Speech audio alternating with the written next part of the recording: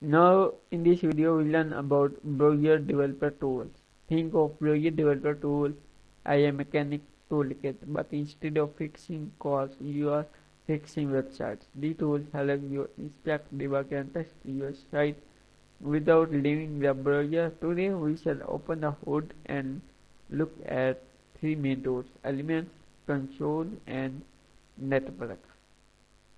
The Elements panel is like looking under a hood for your website.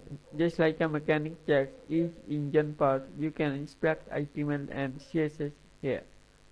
You can even make quick edits to see things live before touching your actual code. The console is your diagnostic screen, like a mechanic dashboard warning light. It shows you what's going wrong in your code. You can run JavaScript snippets here to test fixes before committing them to your files.